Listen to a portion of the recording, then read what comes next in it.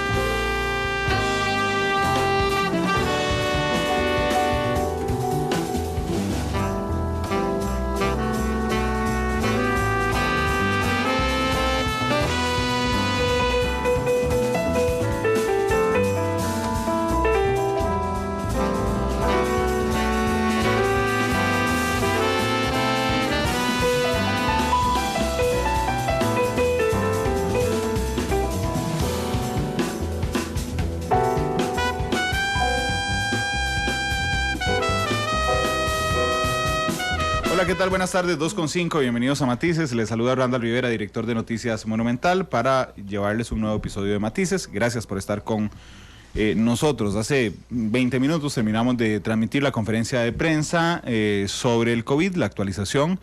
Lamentablemente, de los 12 días que tenemos con esta crisis, hoy es el día en que más casos se han confirmado, 9 en total. Hay 4 pacientes en condición delicada hospitalizados.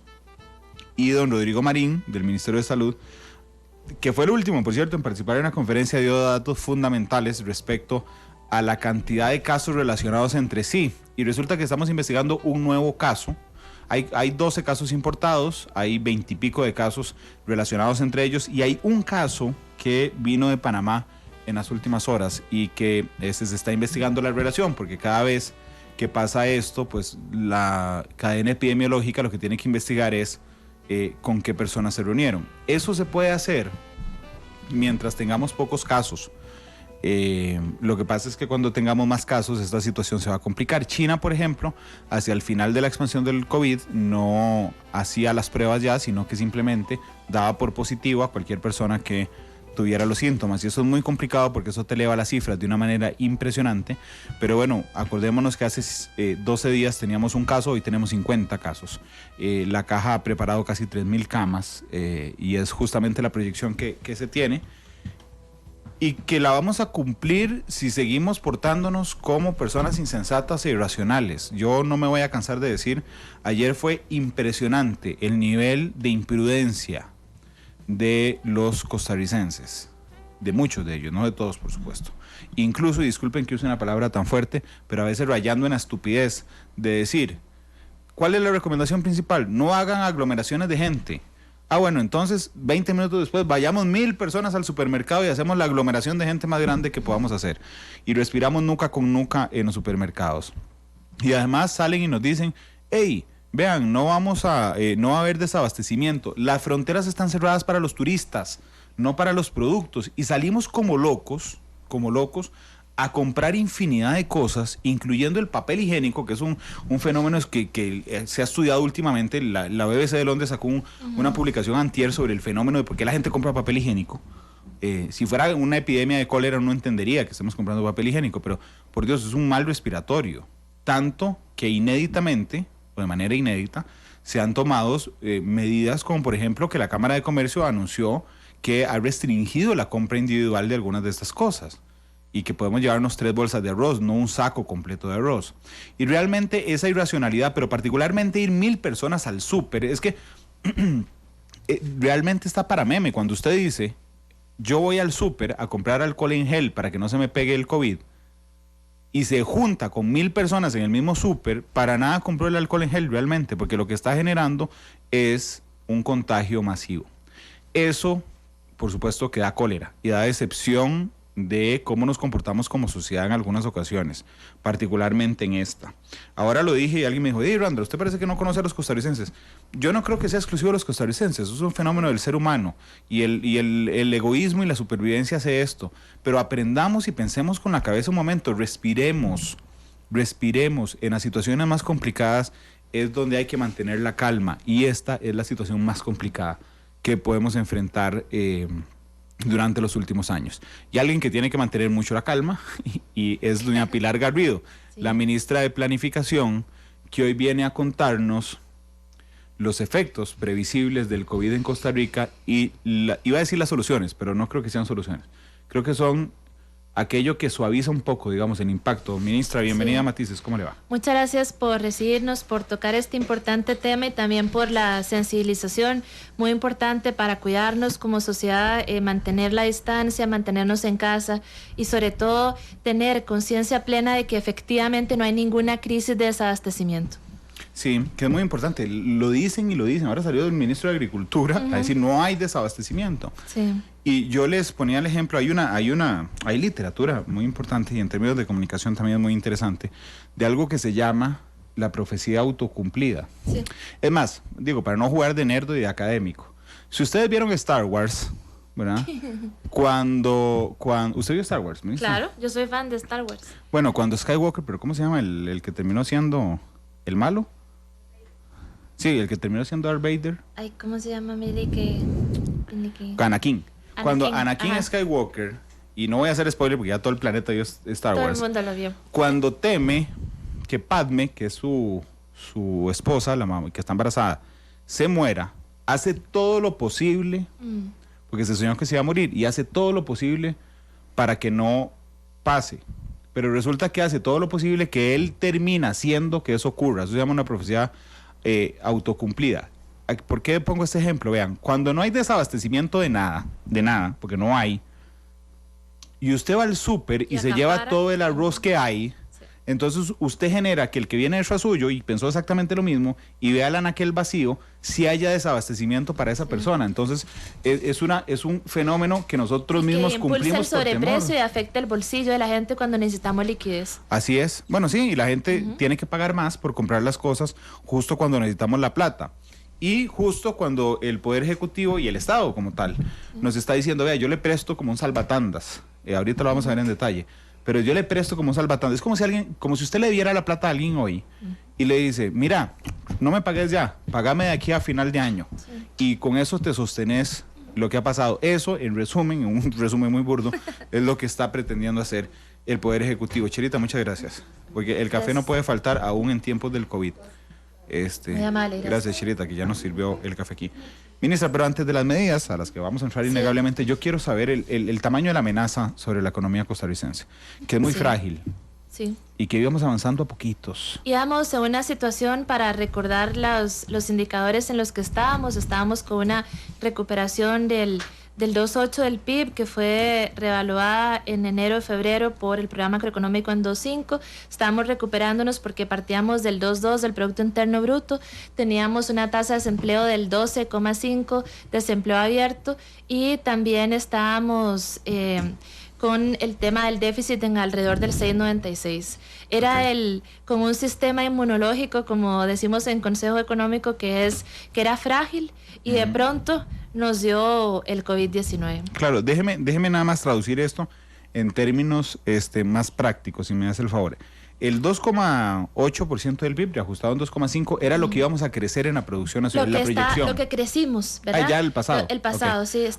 Crecimos en 2018 al 2,2, luego al 2,5 a febrero ajustado, y la proyección es crecer al 3, era crecer al 3 el próximo año. Eso se está recuperando nuestro crecimiento por productividad.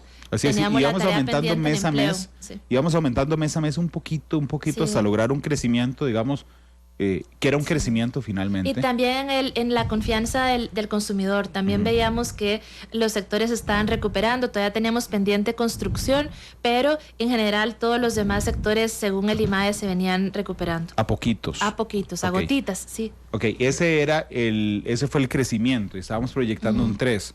Yo Sí, sé que año, entiendo que no se ha hecho un cálculo específico sobre el crecimiento, pero ¿cuál podría ser el impacto? El impacto variará de acuerdo a la pandemia. Hay estimaciones de que se requiere a nivel global cerca de 3.000 trillones para poder hacer frente a una emergencia como esta. Okay. En nuestro caso, si no se atiende de una manera adecuada, y aquí particularmente dramático, es que el sector turismo, que se ha visto afectado y con el cierre de las fronteras pues lo será más, porque como sociedad decidimos colocar siempre el resguardo de la vida primero, como debe ser, por un tema de nuestros valores, la salud pública siempre de primero antes que la economía. Y aquí, por tomar esa medida, también podemos ver afectación en el sector turismo, que era el motorcito y como la niña a los ojos de la economía. Veemos que en enero y en febrero hayamos crecido interanualmente un 10%. Iba a ser el mejor año proyectado para el sector turismo. Este iba a ser el mejor año proyectado para turismo, y bueno, ahora será cuestión de reajustar las expectativas, pero de seguir trabajando con la misma fuerza y la misma pasión. Ministra, déjeme nada más un segundo. Heiner, ¿me podrías confirmar,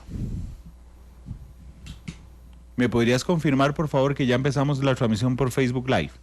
Porque o soy yo el que no la encuentro, o no hemos arrancado la transmisión por Facebook Live. Y realmente es muy importante el día de hoy tener todas las ventanas abiertas de comunicación con ustedes, porque yo entiendo que la confianza del consumidor, es decir, de nosotros, se esté afectando. Acabamos de empezar. Gracias.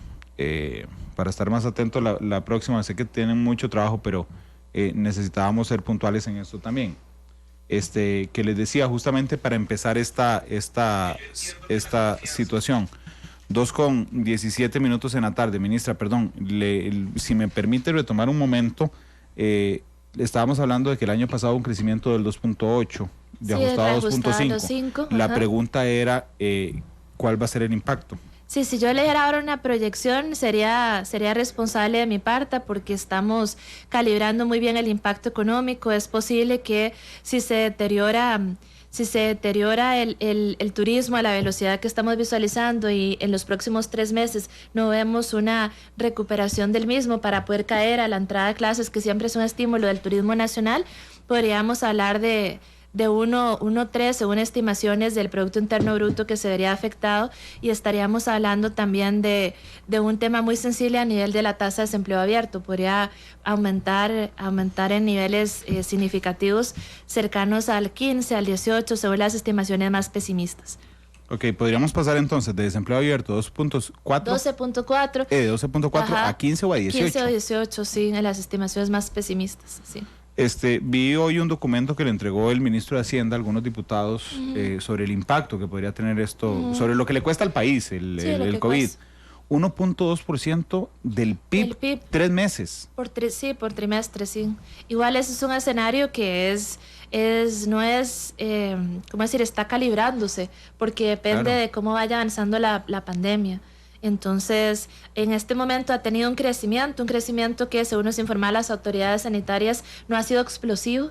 Así que todavía es posible que la situación pueda complicarse un poco más si no hacemos caso a los protocolos de sanidad que nos han impuesto. Es que verdaderamente hay que cuidarnos como sociedad y mantenernos en casa. Si usted no necesita ir a comprar nada, por favor no salga.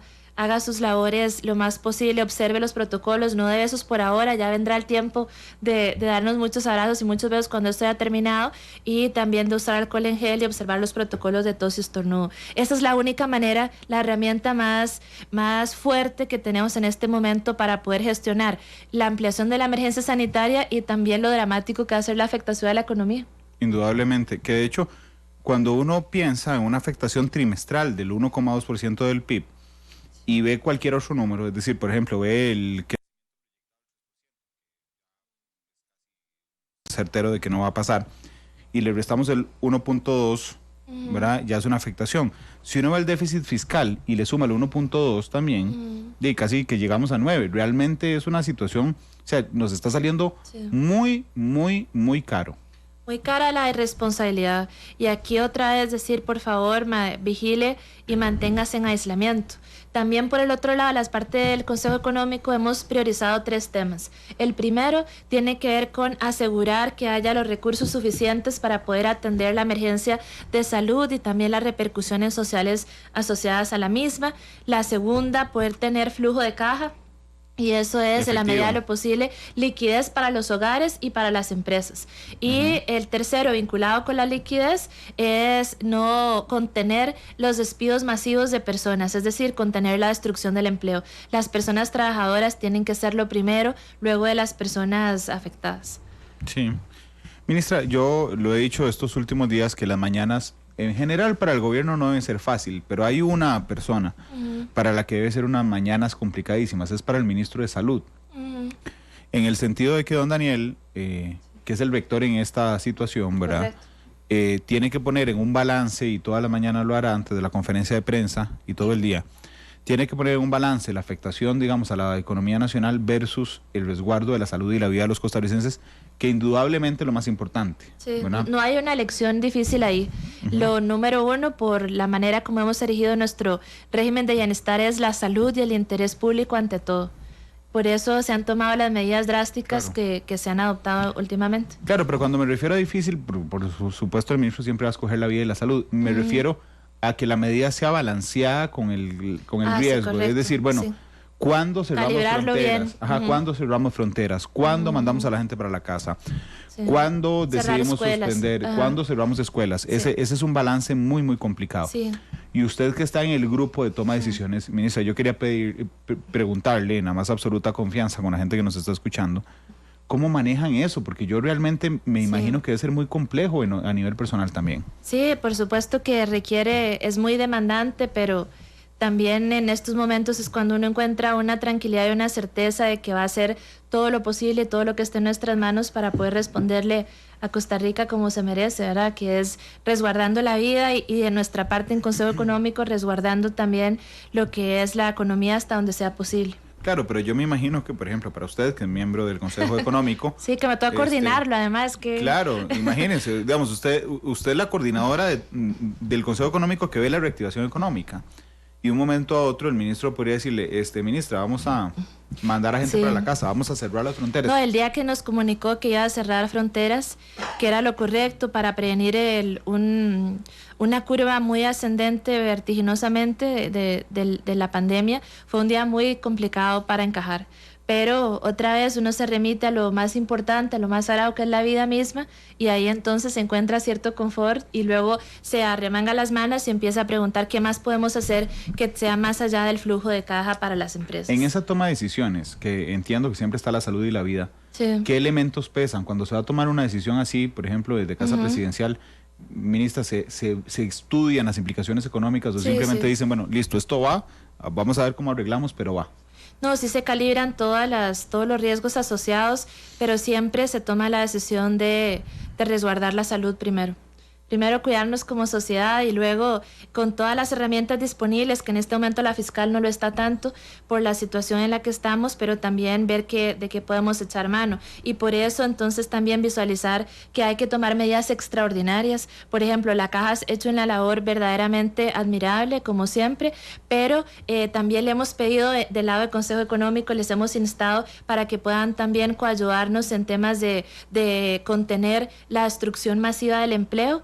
Es decir, contener despidos masivos, y esto por el lado de las cuotas, el aseguramiento más flexible para poder oxigenar a las empresas y no competir por recursos. Si en este momento no hay recursos ingresando a las empresas y a los trabajadores independientes, no importa el tamaño de la empresa, entonces en lugar de competir de que tienen que pagar la Hacienda, que tienen que pagarle a la Caja, mejor inviértalo en la continuidad de su negocio, inviértalo en sus empleados y luego arreglamos. Eso es básicamente uno de los mensajes, y luego también le voy a ayudar ayudar porque vamos a readecuarle los créditos, vamos a darle más oxígeno, vamos a bajarle el costo de ese crédito y también vamos a visualizar si del lado de los riesgos del trabajo podemos cubrirle también las afectaciones por COVID y de otra manera también vamos a visualizar cómo aliviarle el bolsillo. Y aquí medidas vinculadas con contención de la especulación, de los sobreprecios, pero también medidas adicionales que estamos visualizando con el costo mismo de los servicios públicos y cómo bajar tarifas, algunas gracias a un impulso exterior como es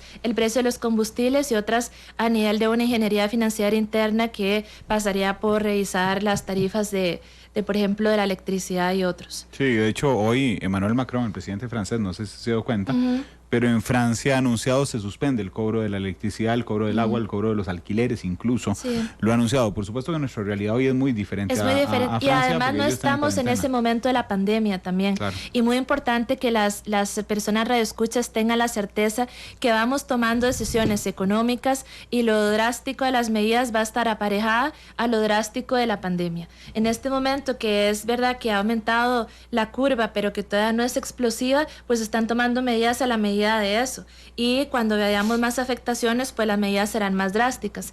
Obviamente con el cierre de la frontera nos presiona mucho a sectores sensibles como es el turismo particularmente, claro. Pero ahí entonces estamos tomando medidas a nivel sectorial para garantizar de que tenga mayor flujo de caja, visualizar también algún subsidio adicional a la medida para estas personas temporalmente, todo en la visualización de que todavía es posible tener otras soluciones mucho más dramáticas, pero será en un segundo momento. Ministra, voy a confesarle un ejercicio que estaba haciendo anoche.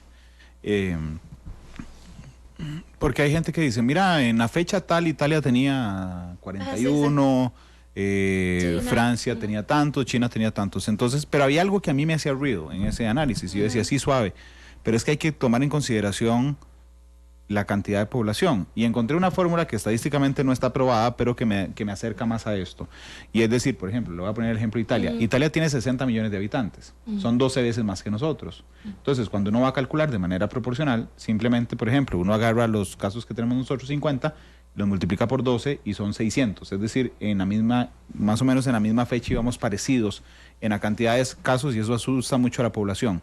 Pero en medio de ese ejercicio hay algo que me alivia, que es que cuando yo veo los gráficos sobre las decisiones tomadas en términos de salud pública y las decisiones económicas, nosotros vamos adelante de eso. Es decir, el día que se cerraron las fronteras en Italia había 4.000 casos. Nosotros decidimos cerrar la frontera con 50. Si lo multiplicamos por 5, serían con 600, digamos, en el caso, haciendo la comparación proporcional con Italia.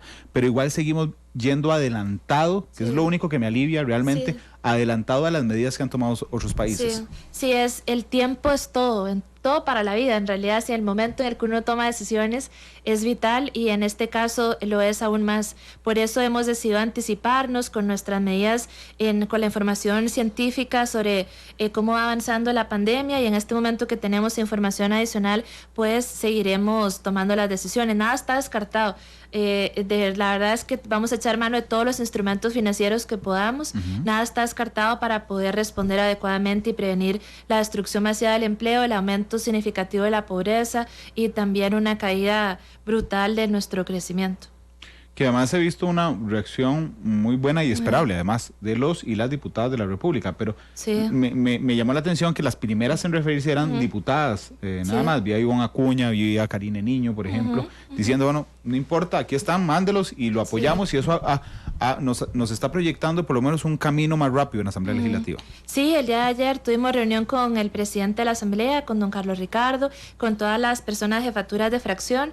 Fuimos el ministro de Hacienda y yo, y empezamos en un diálogo franco acerca de cuál era la situación, cuáles eran las medidas administrativas y legislativas que estábamos proponiendo, y también solicitarles un apoyo para poder acelerar los procesos de aprobación, en el entendido de que el tiempo lo es todo, y que en la medida que logremos anticiparnos y responder a cada una de las fases de la pandemia con medidas económicas a la medida, vamos a ser verdaderamente exitosos en atenderla. Hablemos de las medidas. Sí, claro. Bueno, hay 3 temas fundamentales, como decíamos. Uno primero tiene que ver con buscar alivio al flujo de caja de las familias y los hogares. Es decir, que haya la suficiente liquidez y no presionar en los recursos disponibles de los hogares y las familias. La segunda tiene que ver con proteger el empleo y prevenir la destrucción masiva del empleo, es decir, despidos masivos, tratar de prevenirlos en la medida de lo posible. Y una tercera medida que tiene que ver con asegurar los recursos suficientes para atender la emergencia, que pasa por consideraciones como levantar la regla fiscal si es la necesidad de hacerlo. Ok, ya vamos de uno a uno, ¿me parece? Okay. Claro. Yo hice un esquema y realmente yo lo que pretendo hoy en la tarde es que todos tengamos muy claras cuáles son las medidas que está proponiendo el gobierno de la República. Así es que hice un esquema que tiene 3 patitas. El primero tiene que ver con un alivio en el flujo de dinero, es decir, que todos tengamos disponible más efectivo, realmente más plata para los gastos. El segundo es proteger el empleo y el tercero entonces es asegurar los recursos para la emergencia. Vámonos al primer punto, aliviar el flujo de la gente. Eso significa que, por un lado, no vamos a entrar a competir. Imaginemos un negocio de una persona. Hoy alguien me hablaba de un mirador que tenía 5 personas empleadas. Hablemos de ese mirador en Orosi, de las 5 personas empleadas. Esa persona, como no va a recibir visitación porque la recomendación es que es en su casa, entonces lo que hace es con el dinero que tiene en caja, de que ha venido porque estuvo muy bueno marzo y febrero y enero, entonces con el dinero que ha tenido y con la poca gente que llega de vez en cuando a visitar siempre el 50% de ocupación del mirador, respetando las medidas sanitarias, lo que hace es que decide, no voy a pagar la hacienda y no voy a pagar la caja. Eso es lo que le estamos diciendo.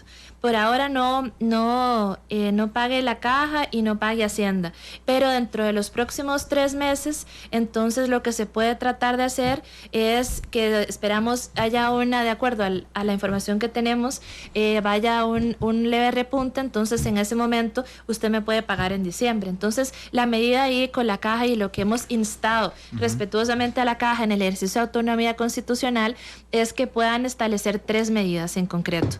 Una primera, que de lo que se trata es de que puedan haber cuotas a la medida de la jornada efectivamente elaborada. Okay. Una segunda, que de lo que se trata es de poder hacer pagos diferidos. Ahora yo no tengo recursos para poder cubrir mi planilla, cubrir los proveedores y pagarle a la caja y al Estado.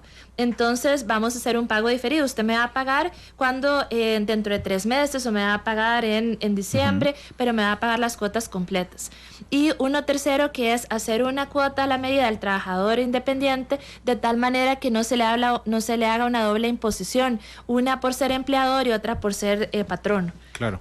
Patrono y empleado. Entonces, sino que sea una cuota mucho más flexible. Hay otras medidas que la caja también de manera muy responsable ha venido tomando, como por ejemplo que no le voy a cerrar por ahora los negocios que han incumplido los pagos de la seguridad social, y también si tiene arreglos de pago y no se han respetado, correcto, entonces también no te voy a cerrar por ahora. Entonces, este conjunto de medidas que alivian flujo de caja. Hay otra medida que tiene que ver con una moratoria de impuestos, es no me pague IVA, no me pague renta y no me pague aranceles, para poder a empresas y a micro, pequeñas y medianas empresas y a trabajadores independientes, para poder no disputarnos los recursos, y no le voy a cobrar ni multa ni le voy a cobrar interés. Me paga en diciembre cuando ojalá la cosa esté mejor, y si no se puede prorrogar durante 3 meses no me pague, se puede prorrogar 1 mes más si es que no estamos todavía bien en relación con la pandemia. Ok, primeras 2. Vamos a dividir un momento las dos. Voy a empezar con Hacienda, porque Hacienda tiene una particularidad. Por ejemplo, la plata del IVA, cuando yo cobro un servicio, cuando yo cobro un servicio, yo recaudo, no es mi plata, ese 13%, es decir, es plata que yo recaudo, que en buena teoría yo debería hacer esto. Si yo le vendo servicios a doña Pilar por 1 millón de colones y ella me paga 1.130.000, yo tengo que tener claro que esos 130.000 no son mi plata, sino que yo se lo recaudé al Estado, se lo guardé durante 1 mes o unos días y el 15 del mes siguiente se lo devuelvo. Y ojalá sirva para arreglar esta silla también que se baja. Okay. Y entonces, yo agarro los 130. En buena teoría, lo que uno debería hacer es agarrar esos 130, guardarlos en un sobre, aquí estoy siendo un poco exagerado, y el 15 del mes siguiente hago una declaración y le digo, hey, Estado, yo le recogí 130.000 y se los voy a pagar. y se los pago. Ministra, discúlpeme que haga esto no lo hago normalmente. Voy a dejar un silencio, pero voy a cambiar de silla, porque esta se me ha bajado 17 veces en la transmisión.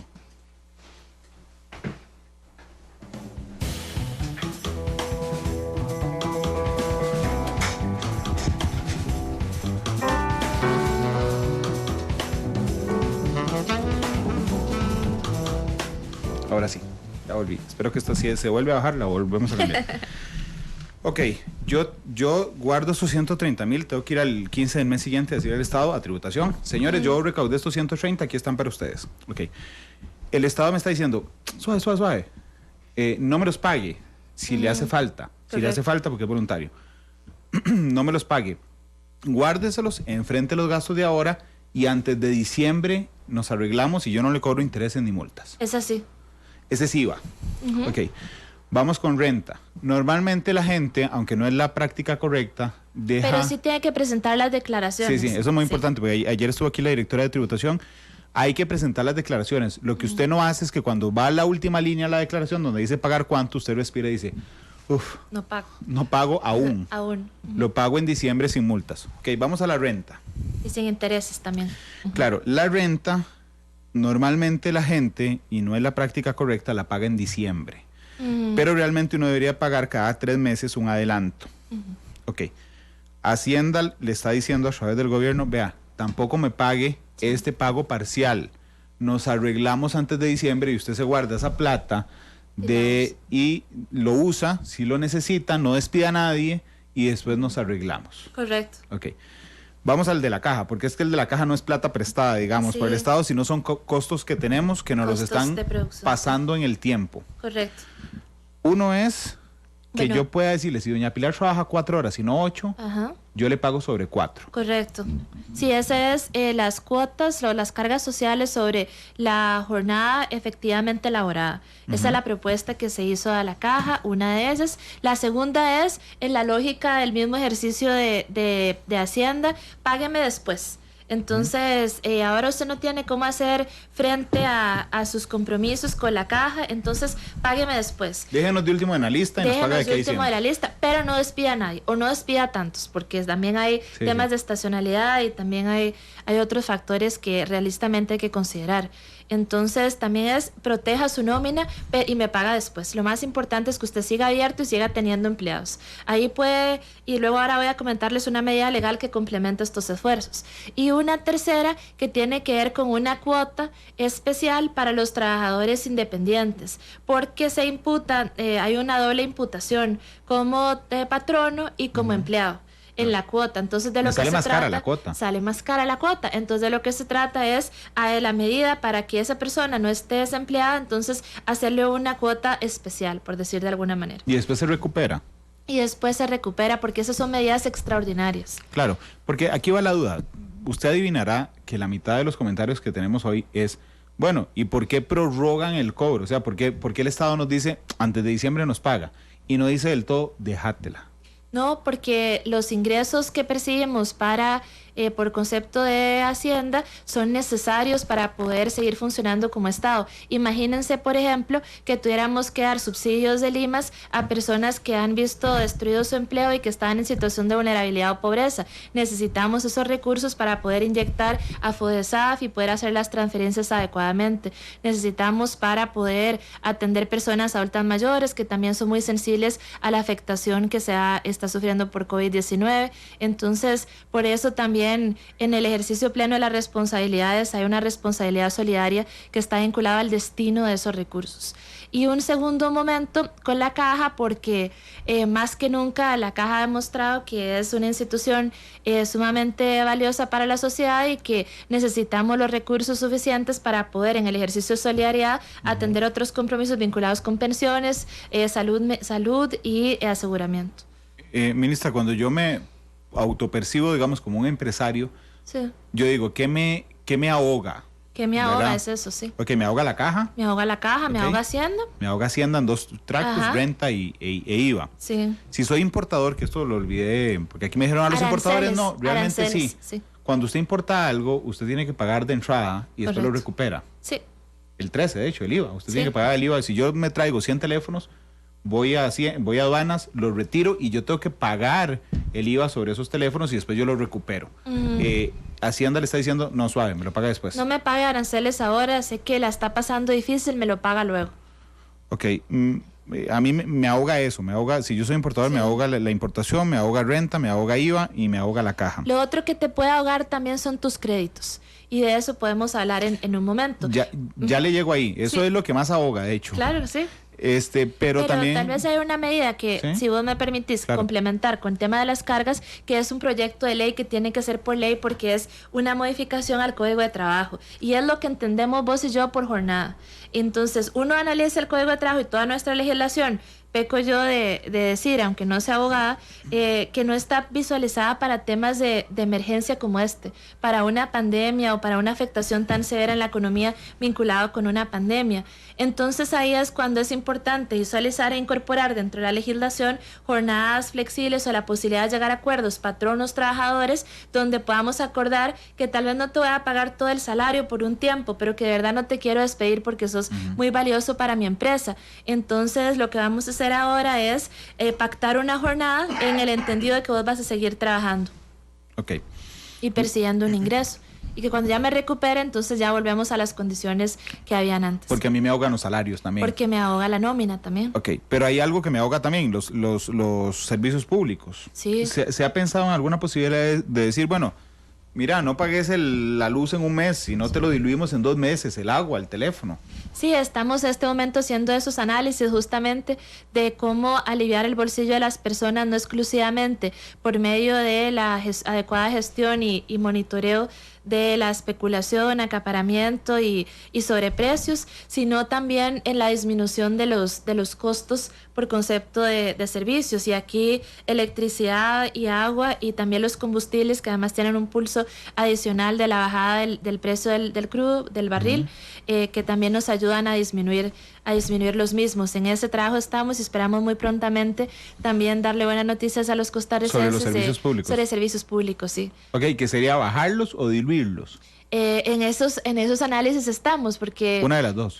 Sí, definitivamente sería pagar menos en un periodo de tiempo. Hay que ver si es en general o cuánto tiempo, ¿verdad? Claro. Sí. Ok, pero sí está trabajando el gobierno en una posibilidad de pagar menos servicios públicos. El mensaje es que vamos a aliviarle el pago de servicios públicos, sea por la vía de la readecuación o por la vía de la disminución definitiva tarifaria. Ministra, este ajuste donde el patrono se pone de acuerdo con el empleador y le dice, mira, estoy realmente o te despido o te pago menos y después te recupero lo que te pagué, sí, ¿también se podría aplicar en el sector público? Por ahora no se visualiza que se haga en el sector público. Donde hemos observado que es más urgente es justamente en el sector privado, donde se necesita llegar a esos acuerdos, porque también si lo hiciéramos y no hubiera acuerdo, entonces habría que indemnizar a las personas, las indemnizaciones nos presionan en gasto corriente, necesitamos esa plata para atender la emergencia y para eventualmente dar subsidios por la vía política social. Sí, a mí también me preocupa el tema del aseguramiento de la gente que queda desempleada. Sí. Es decir, que por lo menos el Estado asuma, la caja asuma la cobertura de la gente que se quede sin empleo, es decir, sin seguro, en los próximos meses. Eso se ha analizado porque van a ser muchos los desempleados, sin duda. Sí, también es cierto. Y también hay, ese es uno de los análisis que se están haciendo. Hay otro análisis que se está haciendo sobre subsidios ya propiamente, que yo te entrego dinero si te quedas sin empleo por razón del COVID, que claro, también estamos calculando cuánto sería, cuáles serían las proyecciones de esto y también ver cuál sería la magnitud del hueco en las finanzas públicas que significaría y cuál sería la fuente de ingresos asociada para responder adecuadamente a la misma. Entonces, usted me ha dado 3 noticias de lo que se está trabajando. El pipeline, sí, exacto, lo que estamos trabajando. Que es, una, disminuir lo que se paga de servicios públicos. Segundo, es mantener el aseguramiento de las personas que pudieran ser despedidas en este proceso, que dentro de una de las opciones está el subsidio, es decir, que el Estado le dé plata a la gente que se queda sin trabajo, si se queda sin trabajo en el ámbito del COVID. Eso lo estamos analizando en este momento, calibrándolo y buscando la fuente. También hay un tema de una metodología sectorial que se está haciendo, Pero esas son cosas en las que estamos trabajando en este momento, y las otras son cosas que ya están en concreto. En concreto. Ok, en concreto tienen ya un proyecto de ley por aprobarse en la Asamblea Legislativa. Correcto. El tema de la caja, el tema de Hacienda, el tema de caja, el tema de IVA, el tema de renta y el tema de aranceles. Ajá. Okay, y ahí las contribuciones, exacto. Hay una adicional que viene apalancada por una decisión que tomó la Junta Directiva del Banco Central y también las decisiones de la CONACYF, donde lo que se hizo fue garantizar 3 cosas fundamentales. Una reducción de la tasa que yo tengo que pagar por concepto de mis créditos. Esa es la primera, que el costo del crédito sea más barato. Una segunda, que es normativamente habilita espacio para generar readecuaciones profundas de los créditos, que yo pueda readecuar tus créditos 2 o 3 veces sin afectar tu perfil crediticio, sin mancharte el expediente en el Centro de Información Crediticia, y habilitarle a los bancos para hacer esas readecuaciones profundas. Y una tercera, de lo que se trata es hay un tema que se llama provisiones contracíclicas, que es un concepto técnico, pero que lo que se trata es que, aparejado con los créditos, con la cartera de crédito, siempre hay un colchoncito que los reguladores me dicen a mí que me tengo que guardar por si la economía entra en recesión y que no me afecte suficiencia patrimonial y otros. Entonces ahí donde dentro de esas medidas lo que se ha dicho es, bueno, use ese colchoncito que tenía para prestar más y para prestar a menos costo.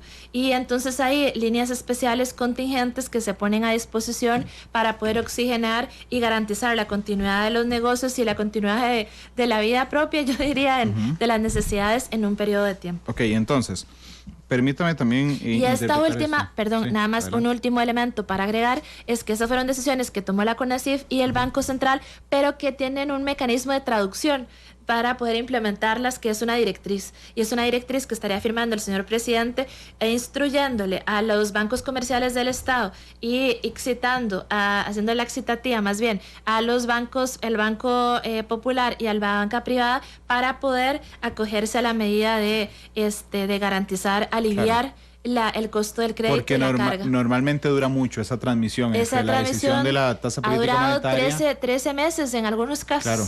De hecho, para traducirlo un poco en la práctica, si yo tengo un banco que se llame Randall y compañía, ok, yo tengo un banco, entonces yo necesito prestar. ¿A qué tasa presta ese banco? Espérese, ya le voy a contar. Hace un año, ¿sabe cuánto prestaba? Ok, mi banco prestaba a 10.25. ¿Sabe por qué lo prestaba así? Porque de ese préstamo que yo le he prestado a usted en 10.25, el Estado me decía a mí, suave, tiene que sostener el 5.25, que era la tasa política monetaria, así se llama, pero yo tengo que resguardar ese porcentaje, eso es lo que me cuesta a mí prestarle a doña Pilar, yo tenía que resguardar ese porcentaje y yo le metía en muy tico 5% más de interés. Durante el último año se ha venido reduciendo eso que el Estado me dice, guárdese, ese 5.25, y llegó, la semana pasada estaba en 2.25. Entonces mi tasa ya no es de 10.25 porque yo le metí al 5, ¿verdad? Sino que estaba en 7.25 porque estaban 2.25 más el 5 que yo le metía. Y ahora 1. Ok. Ajá. Ayer se anuncia que va a bajar a 1.25. Ok. Eso significa que yo en el mismo préstamo que le estoy dando a doña Pilar va a bajar a 6.25 en el ejemplo que estoy dando. Es decir, que pasó de estar hace un año doña Pilar pagándome intereses a Randall y compañía en el banco por un préstamo pagándome 10.25 a pagarme ahora 6.25. Hubo una disminución de casi la mitad del interés que yo pago. Esa es una... Ok, entonces cuando usted le dice a los bancos, hey, bancos, tienen que guardar menos, ok, lo que dura la traducción, la transmisión de esa decisión a que yo se lo pase a doña Pilar en el crédito, es lo que doña Pilar decía, en algunos casos ha durado 13 meses. Sí. En tiempos de crisis, como en la que estamos, es decir, zóquele. No puede durar más de 22 días, de 15 días, tiene que ser casi que inmediato. La buena noticia es que ya en un gran sentido de responsabilidad muchos bancos y la banca comercial del Estado ha tomado medidas administrativas que van en esta línea, en la línea de poder responder, y con el antecedente del 2008, esa memoria histórica de poder responder más adecuadamente y oportunamente, porque el tiempo otra vez es todo, a lo que es la crisis que se proyecta vinculada con la pandemia en la parte económica. Ministra, hay dos platas que están guardadas y que son de todos nosotros, el ROP y el FCL. Sí. Yo soy un claro enemigo, de que se entregue el ROP, porque eso es descuidar, digamos, la vejez. Descuidar que es las donde, generaciones, sí, claro. exacto. Pero hay una plata que quedó en un hueco de la Ley de Protección al Trabajador, que es el FCL, Sí. y que se puede retirar cada 5 años. Correcto. Se ha pensado en decir, hagamos una reforma rapidísima a la ley para que entonces en estos 3 meses los costarricenses tengamos acceso, como si nos hubieran despedido, por ejemplo, Sí, sí. a retirar el FCL. Sí, retiro anticipado del FCL, sí, es una de las medidas que estamos analizando también. Estamos analizando cuánto es y qué afectación hay vinculada a la misma. Okay. Lo el último otro quinquenio es, fue hace como 3 años. hace 3 años. Lo que significa que tendría más o menos, en un cálculo muy a grosso modo, un 70% de un salario. También lo otro es que si las personas lo retiran cada 5, eso que vos decís es muy valioso, que si las personas lo retiran cada 5 años, realmente lo que le va a servir es para, si lo retiran en este momento, defenderse un mes, medio mes o 3/4 partes de un mes. Claro. Por eso es importante el conjunto de las otras medidas para poder resguardar los despidos masivos y para poder resguardar la continuidad en el trabajo. Claro, lo que pasa es que es interesante, por eso calculé el tiempo, porque entonces uno diría, bueno, si a los 5 años yo tengo casi un salario mensual, entonces a los 3 años tendría un 65% de un salario mensual, pero igual me inyecta liquidez si estamos en una situación liquidez. No, de correcto, emergencia. es una de las medidas que estamos valorando también incorporar. Y en caso de que así sea necesario, como le digo, a la medida que va avanzando la pandemia, se van tomando las decisiones y quizás y estamos viendo el impacto financiero de una medida como esa. No se descarta, por supuesto que no. Ministra, hay 2 cosas donde la tasa política monetaria no tiene un impacto tan fuerte ni automático tampoco. Es en los créditos de la banca privada, que usted usó muy bien la palabra, es una excitativa, pero digamos... Sí. No es una transmisión en automático, y los intereses de las tarjetas de crédito. Sí. Que muchos es el 9% de la deuda costarricense. ¿Cómo impactamos en esas 2 deudas? Sí. Bueno, la primera, lo que visualizamos es que vía la regulación, esta es la regulación de CONACYF, es lo suficientemente amplia para que también abarque a la banca privada, y tenemos una conversación pendiente con ellos en el cual yo también visualizo que va a haber un fuerte sentido de responsabilidad. No hay una obligación, no hay tampoco una instrucción posible que se les pueda dar, pero sí un fuerte sentido de responsabilidad. Randall, las crisis sacan lo mejor de todos y de todas las instituciones. Ojalá sea así. Cuando uno se atrasa en un crédito privado, y uno va a negociar con el ejecutivo del banco privado con el que se atrasa, uno a veces sale pensando, qué desgraciado esta persona, no me quiso ayudar. Pero uno también tiene que entender que ellos tienen una camisa fuerza de donde no se pueden salir. Sí. Por ejemplo, si usted hizo un arreglo de pago y lo incumplió, ya no pueden hacerle su arreglo de pago.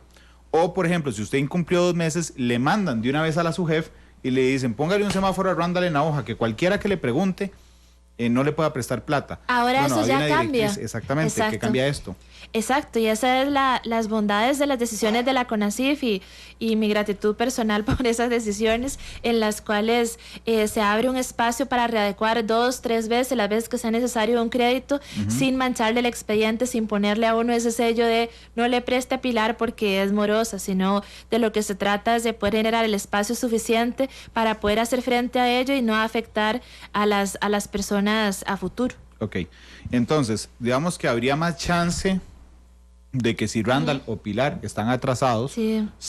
tengan acceso a crédito, Puedan ¿verdad? Más readecuar barato. su crédito. Incluso Saquen que le un puedan decir, nuevo vamos crédito. Claro, saquen un nuevo crédito y fundan deudas, por ejemplo, si les por sale muy caro la sí. cuota. O pactemos que en lugar de pagármelo a 5 años, me lo vas a pagar a 10 y a una tasa del 3 Claro. o del 5. Pero además, los bancos podrían utilizar la excusa válida de decir, pero no tengo plata para prestarle. Esa es la tercera medida. Es decir, Sí. agarre de la reserva que usted tiene que dejar De su y lo colchoncito. suelta al mercado. Eso es, y lo suelta al mercado. Por eso es que las 3 medidas tienen mucho sentido de manera conjunta, porque le voy a dar los permisos que usted necesita para poder ser flexible, porque la situación lo que amerita es que usted haga diseños y readecuaciones a la medida de cada uno de los clientes y por sectores específicos. Y le voy a dar permiso, bueno, ya tiene a usted liquidez, porque recuerde también, sector financiero, que yo le bajé el encaje y también le he bajado la TPM, entonces hay un tema ahí de liquidez que usted puede disponer. También se le autorizó a la banca comercial del Estado poder contratar deuda subordinada, ampliar la deuda subordinada con otros que no sean multilaterales, sino otros inversionistas, que eso quedó en el proyecto Seguro de Depósitos. Entonces también hay una reserva ahí, más el colchoncito que tenía, que también lo puede sacar. De lo que se trata en definitiva de que el sector financiero sea un apoyo fundamental para contrarrestar la tendencia procíclica de la economía, para contrarrestar la tendencia a una recesión con inflación en la que algunos países del mundo están caminando por efecto del COVID. Ministra, yo leí una frase de eso, supongo que usted la habrá leído porque ha dado mucha vuelta en internet, y realmente es una de las que más me ha impactado con el tema del COVID, que es que esta no es una crisis donde tiene que sobrevivir el más fuerte, sino donde tenemos que proteger a los más débiles. Sí. Okay. Yo estoy claro en que parte de los más fuertes son los bancos privados, no tengo la menor duda, y lo hacen de una manera legítima, es decir, son fuertes de una manera legítima porque ganan plata. Pero ¿se ha pensado en alguna manera, y yo veo que han hecho un esfuerzo muy grande en intentar poner estas medidas, pero decir, un momento, durante dos o 3 meses solo vamos a cobrar intereses de los créditos?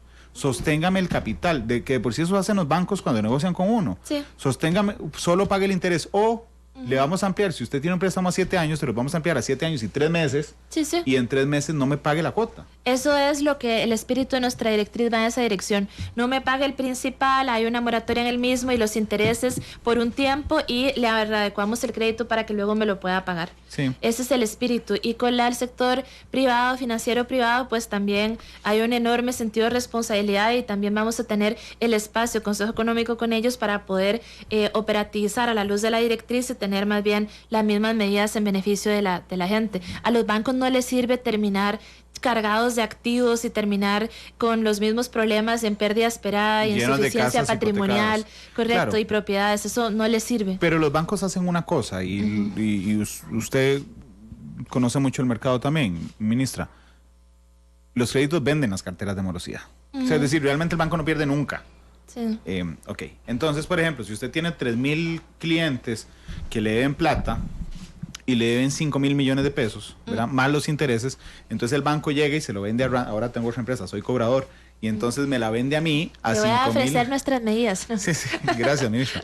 Y entonces yo digo, no, pero yo ya no quiero cobrarle a esta gente, entonces le vendo, usted me vende, perdón, a mí que soy cobrador, estos 5,000 millones en deuda sin intereses. Y lo que yo le gane, o sea, lo que yo llame a cada uno de los 1,000 deudores y les cobre 1,000,000 de pesos más a cada uno por la deuda, me lo gano yo. Eso hacen los bancos.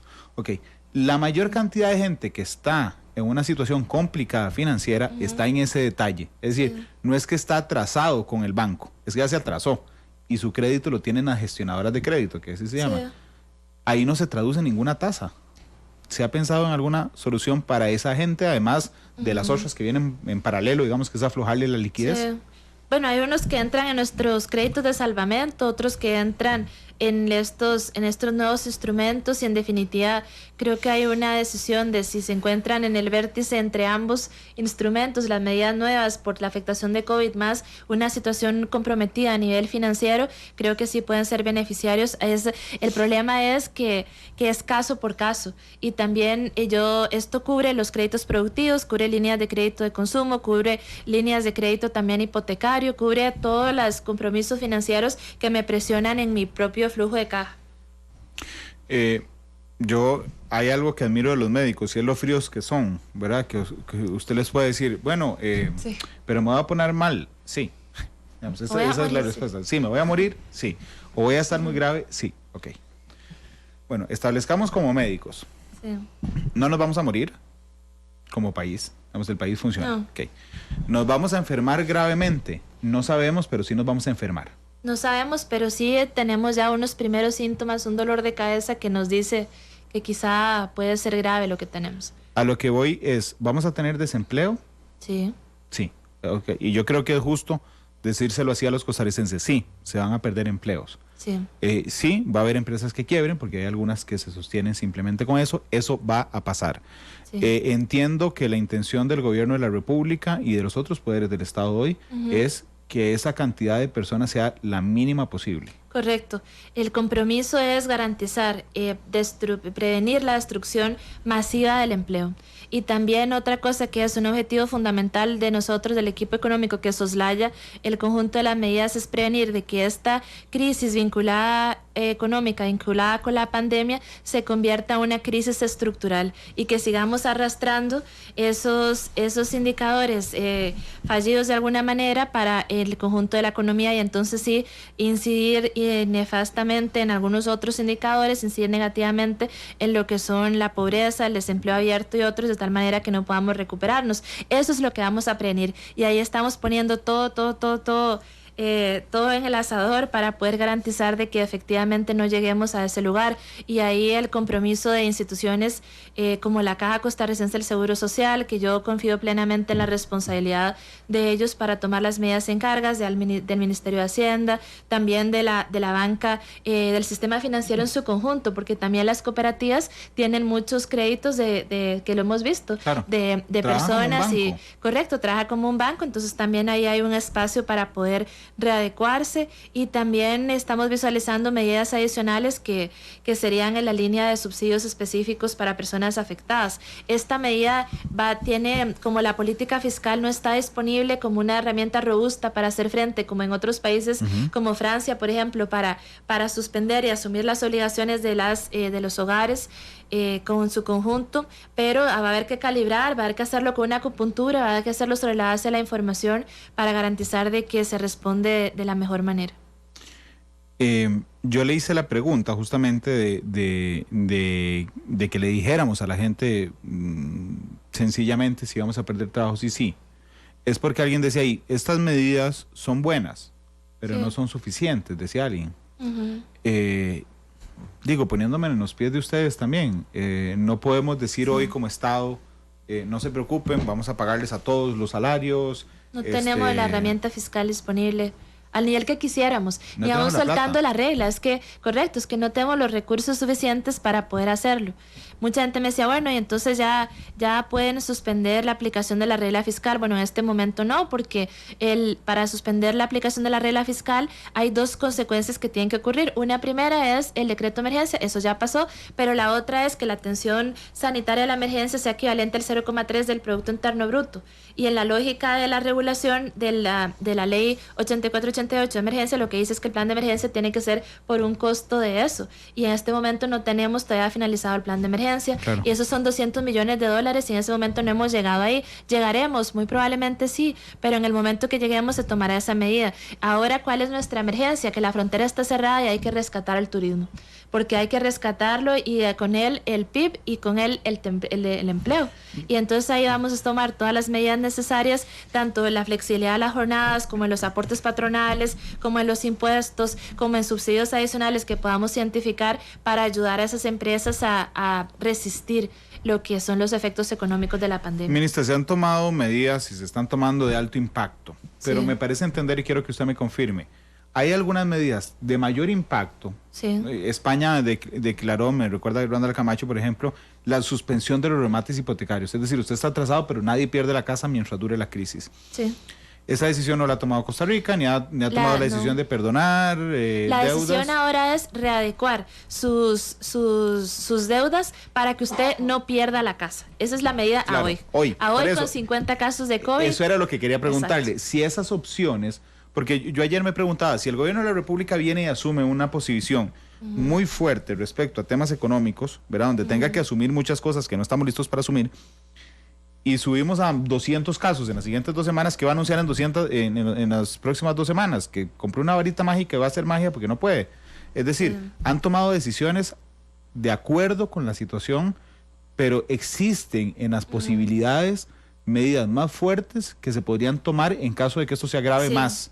Sí, aquí yo quiero ser muy contundente. El Consejo Económico, el gobierno, el presidente de la República, vamos a tomar todas las medidas necesarias para hacer frente a esta crisis. Todas las herramientas disponibles que tengamos las vamos a usar. Lo que pasa es que aquí no se trata de adelantarse al momento de la pandemia. Sé que hay gente sufriendo y cada uno entiende la realidad de acuerdo a su experiencia, pero es muy importante, y aquí volviendo al ejemplo de la cabeza fría, de que la información científica de la gestión de la emergencia sanitaria tiene que decirnos por dónde orientamos nuestras medidas y la contundencia de las mismas. Quizás en algún momento sí haya que hacer ese tipo de cosas, o haya que poner las reservas en la mesa, o haya que visualizar, emitir y soltar la inflación, puede ser, pero en este momento no estamos ahí.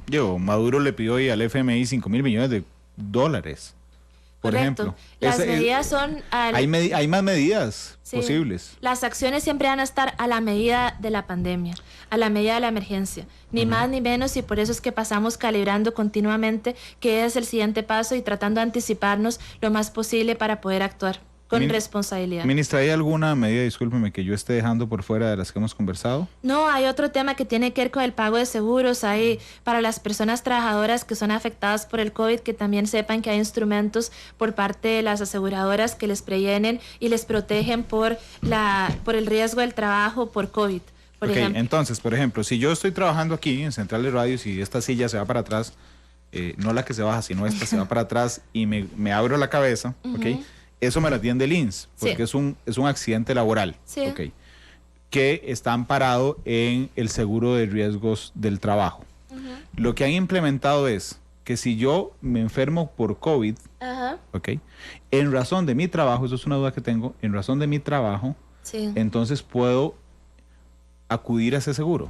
Sí, eso se incorpora como riesgo del trabajo y hay una tarifa preferencial para hacer frente al mismo. Entonces, por ejemplo, en el primer año yo voy a pagar y se puede comprar colectivamente, ¿verdad?, para la empresa en su conjunto. No es el que está vigente. Bueno, ese te cubre, el seguro actual te cubre, pero también hay otro producto preferencial que es para empresas que podemos protegernos por COVID. Entonces, vos me vas a terminar pagando 75% de esa tarifa preferencial en 3 años. Pero entonces, las empresas que hoy están funcionando con el seguro de riesgos del trabajo hoy vigente, si mis trabajadores, en función de su trabajo, insisto, se contaminan de COVID, ese seguro nos asume. Sí, el INSS te respalda. Si vos asumís COVID y no tenés en un lugar fuera de tu lugar de trabajo, la caja te respalda. Y ahí tenemos dos frentes. Cubiertos. Que es el mejor, el del INSS, porque paga mal la incapacidad. Y también el otro tema es, si hay algunos turistas que tomaron la decisión de no salir del país ante el cierre de la frontera, o que igual se incorporan, entonces también pasada los 23, 26 días del cierre, vienen los nuevos turistas, pero que resulta que se infectan, no tienen que pasar un periodo de cuarentena. También hay un producto a la medida que el INSS ha presentado, mediante el cual pueda atenderse las personas y asumir la cuarentena. No solamente el riesgo por salud, sino lo que implica los medios de vida. Ahí hay una medida adicional. El otro tema que es importante, que lo voy a contar un poquito, que estamos trabajando, solo porque de verdad de verdad le caemos muy bien a la ministra. Entonces, es justamente como tratar para las pymes y también para el sector cultura, que ha sido golpeado también por la naturaleza propia de su trabajo, es encontrar en los ejemplos que hemos usado para prevenir la especulación del alcohol en gel en la alianza FANAL Correos de Costa Rica y mejorar la cadena de comercialización y distribución, poder hacer algo similar. Es lo que estamos trabajando para las pymes y para el sector cultura. Entonces, lo que estamos visualizando es poder tener un canal para distribución, para adquisición, distribución y comercialización de los productos de personas artesanas y también de pequeñas y medianas empresas cuyo giro de negocios es ese, en un lugar en el cual Correos nos va a apalancar. En esos también son otras de las medidas que tenemos consideradas para poder mejorar. Tal vez no sea la idea en particular, pero si la ilustra bien, me dice, ministro, y si no, me arregla el ejemplo. Pero resulta que hay... Que yo iba a ir al Transitarte. O que hay 1,000 artesanos que hagan cosas y las vendan en cualquier lugar. Yo podría como Estado decir, voy a hacer un solo portal web, digamos, donde estén sus cosas. ¿Es un marketplace? Yo subo todos sus productos aquí la gente los compra por internet para que no vaya a comprarle y Correos de Costa Rica se los va a dejar como va a ir a dejar el alcohol de la Eso FONAL. es, correctamente. Y entonces garantizamos, número uno, que nadie se apelote, que nadie se ponga así se exponga al contagio. El segundo también, garantizamos de que la continuidad de los ingresos de esas personas vinculadas con esa pyme, y garantizamos también una adecuada exposición y continuidad y ojalá protección del trabajo para las personas que trabajan en esa pyme por la generación de esos ingresos. Sí, hay un sector que... Comercio electrónico. Sí, hay un sector que queda desprotegido, digamos, depende del producto que esté vendiendo. Es que José Miguel González dice, ¿qué pasa con nosotros, los miles de trabajadores independientes que vendemos puerta a puerta, quien nos ayuda con los gastos diarios de la casa y con las cuotas mensuales de préstamos hipotecarios con cooperativas? Que yo entiendo la preocupación, cada sector tiene sus propias preocupaciones, pero por ejemplo, yo me puse a pensar, si José Miguel vende alguno de los productos, si es una pyme, digamos, si vende algún producto que pueda, así, entonces le podemos decir, no vaya a caminar casa a casa, subámoslo al marketplace y Correo se lo va a dejar. Eso es. Y lo otro también es que José Miguel también puede valorar sus compromisos financieros con las nuevas medidas que ya tienen que empezar a aplicar también a ellos, que ya para mejorar las condiciones de sus compromisos, tenga mayor liquidez mediante una readecuación con las nuevas medidas que se aprobaron, y también pueda verse beneficiado si hace frente a las cuotas de la caja y está formalizado, entonces también puede verse beneficiado por la disminución de una cuota preferencial en esto. Y también van a haber líneas de crédito contingente, que quizá también sería una opción para más adelante. Ministra, yo supongo, ¿usted vio la lista de la lista del niño que hizo UCAEP? Ah, sí, yo la he visto, claro. Ok, tiene 12 puntos. Sí. Ok, algunos de esos son muy interesantes realmente y no están contemplados porque creo que ellos sienten que esas medidas son buenas, pero son insuficientes. Pero le voy a preguntar por una. Por ejemplo, dice... la UCAEP, recaudación de deudas e hipotecas, así como los atrasos en el pago de créditos, eso alivia el flujo de caja de las empresas, flexibilizando temporalmente la normativa regulatoria de reclasificación de deudores y sus mitigadores para poder tener la capacidad de reestructurar créditos, ampliando plazos y dando periodos de gracia. Eso está cubierto. Ya lo hicimos, cubierto. Ok, listo, check. El niño se los trajo de una vez a ustedes y a todos los demás. Ok, bajar el IVA del 13 al 6% mientras dure la alerta amarilla, ¿qué le parece? En esa medida está en nuestras medidas clasificadas tipo B, en la que también se ha visualizado una disminución del costo por concepto del IVA, pero por ahora la coyuntura nos dice que es la correcta es el tema de págueme más tarde, recójalo y págueme más tarde. No obstante, no se descarta. Gracias, ministra, porque esa era mi pregunta siguiente, pero ¿se descarta? No se descarta. No. Podría ser en una situación más compleja que tomemos... más compleja, o posponer del todo el pago del IVA que sería la más compleja de todas después de donde venimos, sí. Pero lo que pasa es que nos deja muy comprometidas las finanzas también públicas. Por supuesto que sí, pero si no hay consumo también vamos a sufrir lo mismo, digamos, yo entiendo que esa es toda la valoración que hacen, pero uno puede decir, bueno, perdono ya o me quedo sin la mitad de ticos trabajando y pierdo todo el consumo. No, y regresar ahí, ¿verdad? Regresar ahí. El régimen municipal de manera solidaria debe anular temporalmente durante la emergencia todo cobro de las tasas e impuestos municipales. Eso sería algo que en el espíritu en el que estamos trabajando sería muy positivo, de tal manera, o por lo menos posponer el pago mismo de los compromisos municipales. Y ahí, en el ejercicio pleno de la autonomía que la Constitución les ha conferido a los gobiernos locales, creo que sería una medida ejemplar a tomar en este momento. Ok, flexibilizar los instrumentos de política monetaria como los encajes para bajar el costo financiero y proveer la liquidez necesaria, check. Sí, ahí lo que hicimos fue vía la TPM, no usamos el encaje, pero usamos la TPM y otros incentivos monetarios. La tasa política monetaria, que es la tasa de que el Estado le dice suave, usted me le cobra esto por el préstamo. Sí. Ok, reducir las tarifas eléctricas, ¿están buscando cumplirle? Estamos trabajando en ello, sí. Ok, flexibilidad laboral o jornadas excepcionales. Correcto, es el proyecto de ley que vamos a presentar. Pagar cargas sociales sobre el tiempo efectivamente elaborado. Correcto, ya se ha instado a la Caja Costarricense para que el ejercicio de su autonomía tome la decisión. Ok. Suspensión parcial del contrato de trabajo de manera temporal para no tener que despedir personas. En vez de despedir 10 se puede mantener 20. Eso está incorporado en el proyecto de ley también de jornada flexible y un proceso sumario para la suspensión temporal del trabajo.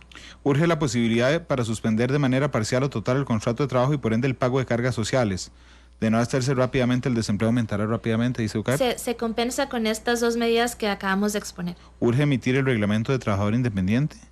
En ese caso no sé cuál es el espíritu, están tomando de una vez la decisión. Pero es las cargas, sí, nosotros es más allá de un reglamento, lo que urge es una cuota diferenciada para trabajadores independientes. Ministra, cuando dice trasladar la aplicación de la homologación salarial al 2021, ¿a qué se refieren en particular? No, yo esa no, tengo que llamar ahora a don Álvaro para consultarle. Ok.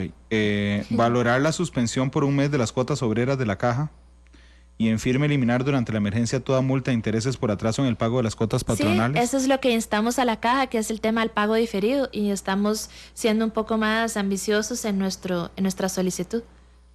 Y finalmente, bueno, diferir el impuesto a la renta ya está, diferir el pago del IVA está. Sí. La producción agrícola y alimentaria se mantiene, el país está abastecido de productos y todo lo que se necesita para el sostenimiento de los trabajadores es parte de lo que expuso hoy la UCAEP. Son las 3:14, permítame ir a una pausa, ministra, y regresamos con más. Si a ustedes les parece que hay alguna medida que les genere dudas, pueden hacer sus preguntas ya en este momento en el Facebook Live y yo se las plantearé a la ministra de Planificación al regresar de la pausa. 3:12, ya volvemos.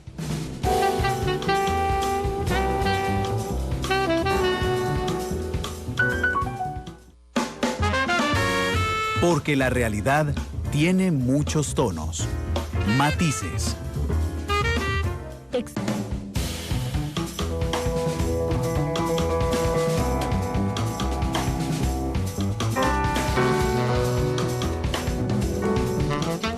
Tres con 17 minutos. Gracias por estar con nosotros en Matices. Como habrán notado, nos acompaña la ministra de Planificación, doña Pilar Garrido. De hecho, casi que toda esta semana la vamos a dedicar, excepto el viernes, que el viernes es el aniversario de la batalla de Santa Rosa. El viernes nos va a acompañar Vladimir de la Cruz, historiador. Todos los años, es curioso, este programa, se los voy a confesar, del viernes es grabado. Todos los años hacemos el programa del 20 de marzo y todos los años aprendo algo diferente sobre la batalla. Y realmente es muy interesante. Y me acabo de acordar, y permítame que le ruegue un minuto, ministra. No, por favor, adelante. Pero cuando Costa Rica se fue a la campaña del 1856-57, el presidente Juan Mora Porras tenía que tomar decisiones que incluían al país. O sea, que era realmente en noviembre, en un llamado muy potente, él dice: prepárense, porque tenemos que ponernos la camiseta todos juntos. Eso fue en noviembre. En febrero dice: ok, llegó el momento que les pedí, a ponerse la camiseta, yo voy con ustedes, dice Mora Porras. Y se va, realmente él de primero. Llega, para que aprendamos y hagamos un poco de paralelismo con lo que pasa hoy. Sí. Llega a Santa Rosa, saca a los filibusteros, toma una decisión de un estadista de muchísimo nivel, que es: entramos a Nicaragua, liberamos Rivas hacia Centroamérica y nos devolvemos sin dejarnos un solo centímetro de territorio nicaragüense. Cuando entramos a Rivas, echamos a los filibusteros. William Walker huye, que eres un tipo con una historia muy impresionante, además es muy oscuro, era periodista, no por eso era oscuro, pero era periodista y médico. Cuando él va huyendo, va tirando los cadáveres en los pozos de agua, porque él sabe que si los ticos tomamos del agua nos vamos a enfermar y nos enfermamos. Ok. Y resulta que empiezan a enfermarse las tropas. Y el miedo paraliza a las tropas costarricenses, que toman la decisión de devolverse al territorio nacional. Primer error. Ok, usted tenía controlada la epidemia de cólera en las tropas. Y usted las devuelve por miedo a las casas. Ok. Y ahí infectaron a más gente. Cuando estábamos aquí, resulta que nos volvimos locos con la epidemia. Y entonces decidimos hacer, se les parecerá lo que hizo Ortega últimamente, pero decidimos hacer una enorme cantidad de procesiones para ver si con la gracia divina eliminábamos la epidemia de cólera. ¿Y saben qué pasó? En esas procesiones nos pasamos la cólera a todos.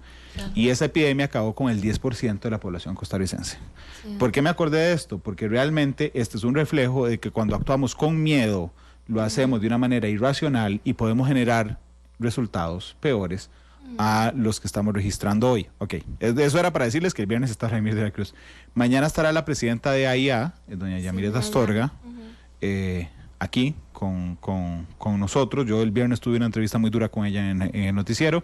Le prometí que íbamos a darle espacio. Yo dije que la IA se estaba lavando las manos literalmente por el tema del agua, pero estar aquí porque le prometí el espacio. El jueves hablaremos de cómo ha influido esto en Internet, y no en el uso de Internet, sino cómo podemos registrar nosotros. Por ejemplo, ¿cuándo Costa Rica empezó a hablar de COVID? En la última semana de febrero. Y desde diciembre ya el COVID existía. ¿Ok? Pero ¿por qué los ticos no le pusimos nada de atención al COVID hasta la última semana de febrero? ¿Y qué fue a lo que le pusimos atención? Bueno, eso, hay un estudio de eso que habla muchísimo, y que el jueves hablaremos de eso también. Entonces toda la semana será de COVID. Ministra invitada, yo sé que está muy ocupada, pero lo puede escuchar en los podcasts. No, pero lo escucho en diferido, exacto, sí. No, yo trato de escuchar para estar también al tanto de las opiniones vertidas en este lugar también. Ministra, hay mucha gente que dice es insuficiente. Sí. ¿Cuál es el mensaje para esa gente que, pese al esfuerzo que están haciendo, que es innegable, dice es insuficiente? Sí, el primer mensaje es, estamos tomando medidas. Estas fueron las medidas que anunciamos el sábado para responder a la coyuntura que estaba en ese momento. Estamos observando muy de cerca todo lo que es la pandemia.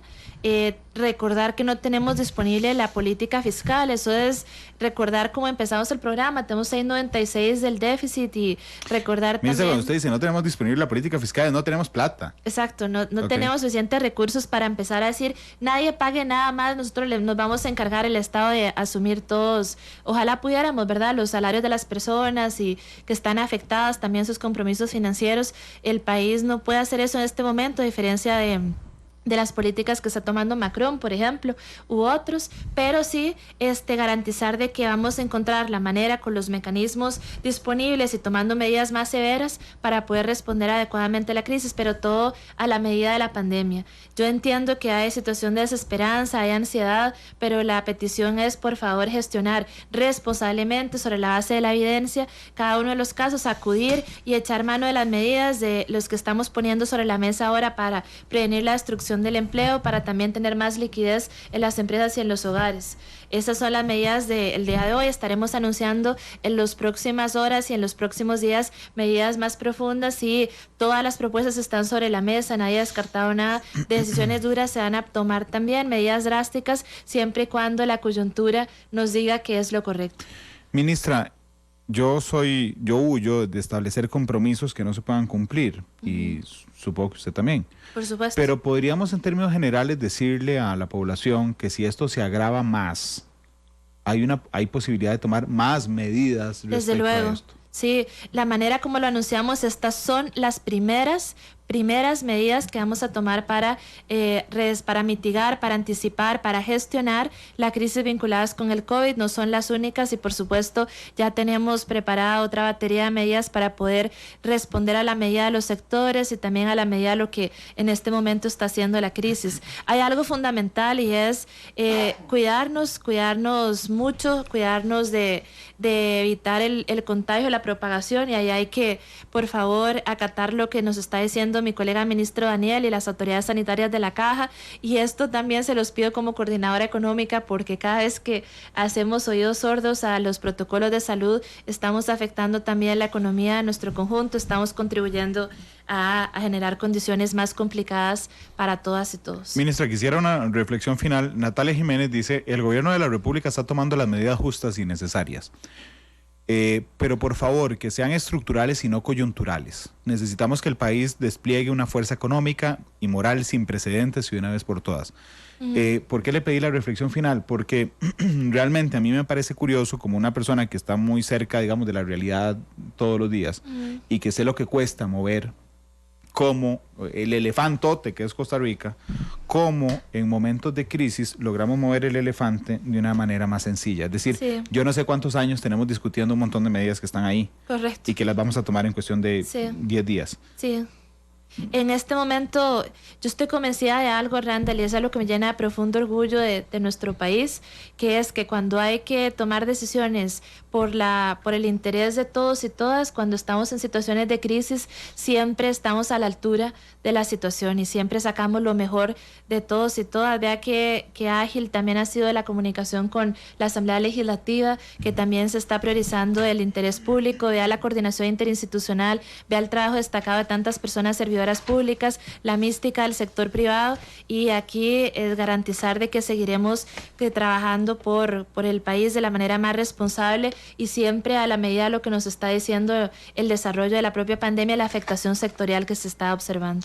Ministra, yo entiendo que hoy la vea preocupada, pero realmente me alivia verla más ocupada que preocupada. Sí. Y yo sé que usted lo sabe, creo que se lo había dicho la vez anterior que había venido, pero usted le influye a la gente positivismo, aún estando preocupada, y yo sé que lo está, pero que estén ocupados intentando arreglar esto realmente nos brinda, en medio de una situación muy comprometida, por lo menos una luz de esperanza de que se está haciendo lo mejor y lo más justo.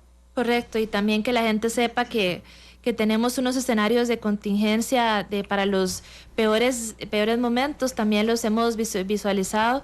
Los casos más extremos, ese conjunto de medidas están listas para asumirse en estos momentos también. Ministra, gracias por venir a Matices. Gracias por la invitación y gracias a las personas radioescuchas y a quienes han comentado, dándonos también buenas ideas, y a Natalia por ese comentario también, que fue muy bueno.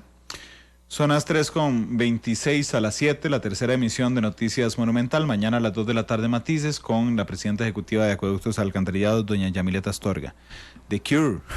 La cura del COVID, quién sabe favor. ¿Para cuándo? Ojalá que para rápido. Ojalá para muy rápido. Ayer claro. Se pusieron 3 en Estados Unidos, a ver, ojalá que sirvan. Hay 3 laboratorios, muchos, 80, pero hay 3 que están más avanzados, uno en Canadá, uno en Estados Unidos y otro uno en Israel, uno en Canadá y otro en Alemania. Ojalá que nadie compre en exclusiva los resultados de los experimentos, pero que ojalá el mundo salga dentro de pocos días con la buena noticia de que tenemos vacuna.